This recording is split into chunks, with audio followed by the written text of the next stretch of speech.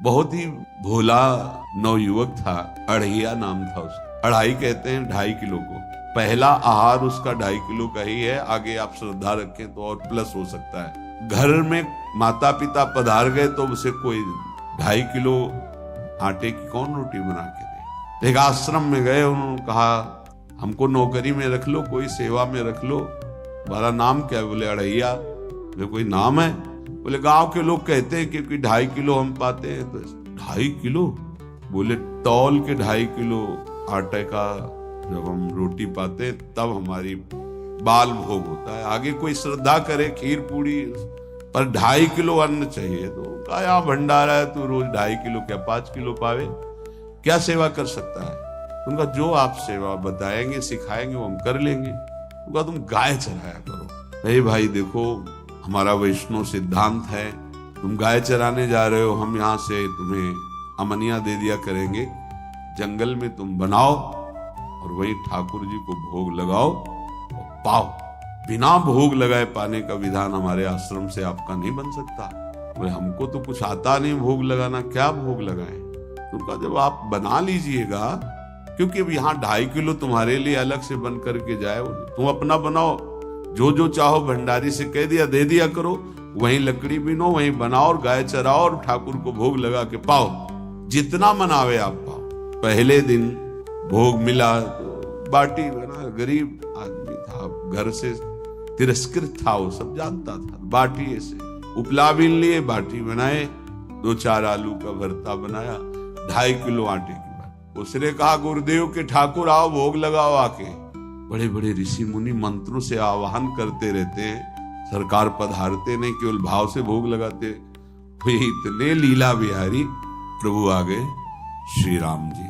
अढ़ैया ने आंख खुरक लगी ऐसी, तो आंख खोल के देखा, नवीन मेघ कांति अरविंदाक्ष, सारंग धनुष धारण किए हुए सामने खड़े। राम जी कहते हैं आपने कहा गुरुदेव के ठाकुर आ, तो गुरुदेव तुम्हारे जो है उनके हम ठाकुर जी हैं, सही में आते हो तुम? बोले आए तो गए, हम पाएंगे, बड़ी खुशबू आ रही है आलू के भरता की, तुम्हारी बाटी बनी हुई। और गुरुदेव ने कहा तो भोग लगा के पाना, मतलब आप पाते तो हैं, नहीं सुना है?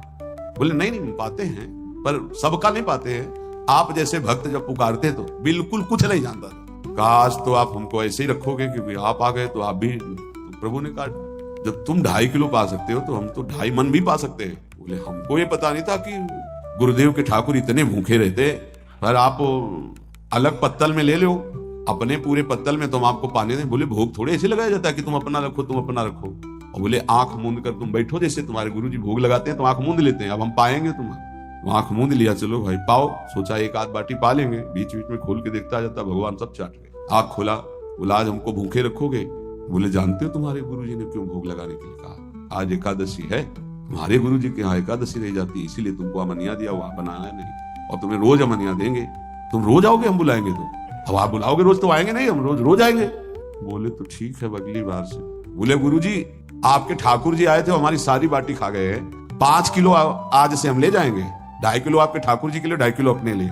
बहुत हंसी आएगी। वहां कुंतलों का सब भंडारी का देखो, पूछने की जरूरत नहीं, जितना कह दे दो। 5 किलो के हिसाब से आटा के अनुसार भरता बनाने के लिए आलू वगैरह सुबह से गाय लेके निकल जाता, जंगल में छोड़ दिए, उपला भी ने आग लगाई, बनाया, गोले गोले रख करके, तो कोई समय तो लगता नहीं।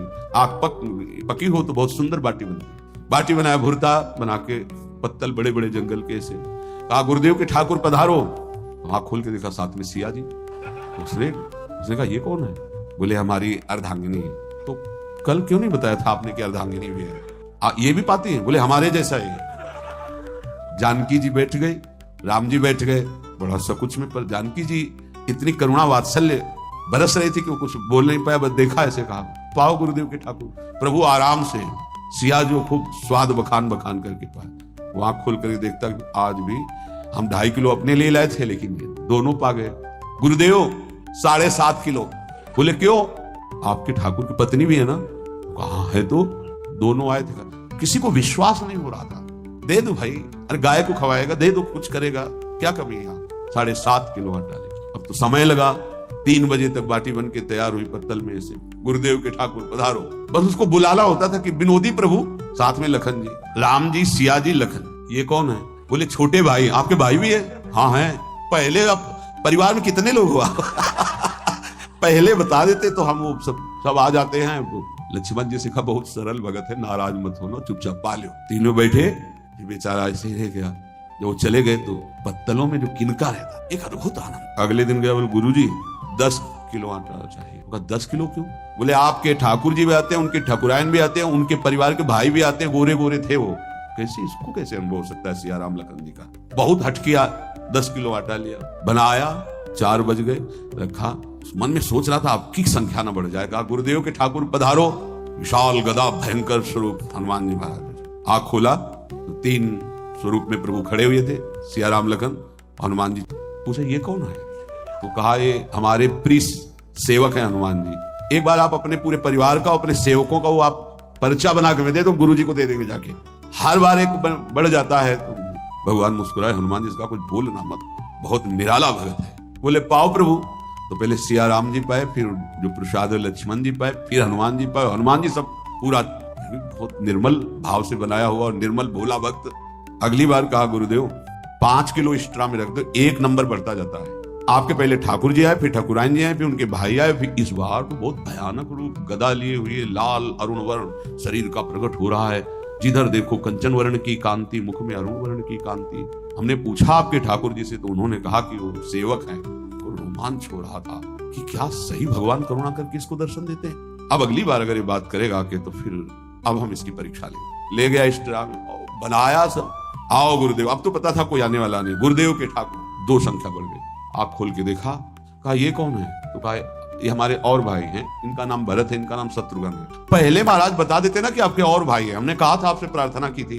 पाओ बचे नहीं ना, 2 संख्या ज्यादा हो। अगली बार गुरुदेव से कहा कि गुरुदेव 20 किलो वाली बोरी में भर दीजिए, अब हम दिन भर बनाएंगे क्योंकि आपके इतने ठाकुर हैं। आज गया लेकर सब ऐसे रख करके पत्तल डाल दिया, कहा गुरुदेव के ठाकुर पधारो। बिल्कुल नहीं बनाया। आ गए प्रभु। कहा कहाँ यार, तो खुशबू भी नहीं आ रही, ना बाटी की ना भरता की। बोले प्रभु आपके साथ पत्नी है ना, सेवक भी है, इतने दिन से तो हमारे हाथ का पाए, आज हम पाना चाहते हैं, आप बनाओ, रुचि का बनाओ और पाओ। प्रभु ने सिया जी की तरफ देखा कि अलवेला भक्त। सिया जी ने कहा अनंत सामर्थ्यशाली शक्तियों की स्वामिनी। बोले प्रभु देखो हमने ना उपला बिना ना लकड़ी, आपके सेवक है ना, इनसे बोलो। तो हनुमान जी से कहा कि आप उपला और लकड़ी इकट्ठा करो, भाई आदेश है भगत का। लक्ष्मण जी चूल्हा जला रहे हैं, व्यवस्था आग की, और सियाजू के आंखों में आंसू भी आ रहे, धुआं भी लग रहा है, पर बना रहे। उसने कहा बनाओ, हम गाय एकत्रित करके आ रहे हैं। और भागा, वो आश्रम में गया। बोले गुरुदेव आज पूरे परिवार सहित हमने फंसा लिया है आपके ठाकुर को। उनका क्या फंसा लिया? बोले बड़े ठाकुर, छोटे ठाकुर, सेवक, उनकी पत्नी और 2 भाई उनके, पूरा परिकर सब बना रहे रोटी बाटी सब। महाराज आप चलो, आपको शंका होती थी आज उनके हाथ कब आएंगे। तो उनको लगा कि पागल आदमी, राम जी, लखन जी, भरत, शत्रुघ्न, सिया जी, हनुमान जी, ये बड़े बड़े योगियों के ध्यान में आने वाले नहीं, ये कैसे एक गंवार आदमी जिसको कभी कोई नाम जपना नहीं आया, कोई ग्रंथ नहीं आया, उसके सामने। पर भगवान की दयालुता पर संशय नहीं करना चाहिए। चल के देखते हैं। जो ही वहां गए, चूंकि निरंतर भजन परायण थे, वहां गए तो पूरा राम दरबार उपस्थित और बड़ा सुंदर व्यंजन स्वयं जानकी जी बना रहे। प्रभु के चरणों में साष्टांग दंडोत है। कहा प्रभु लीला समझ। भगवान ने कहा देखो जो ज्ञानी भक्त हैं उनके लिए मैं अत्यंत तर्क के द्वारा भी पकड़ में नहीं आता। जो विद्वान है उनकी विद्वता मुझे छू नहीं सकती, लेकिन जो दीन है और भोले हैं उनके सामने मैं अपने इस दिव्यता, इस महानता को देखो। तुम्हारे इस भक्त की आज्ञा पर हमारा पूरा परिकर लगा हुआ सेवा।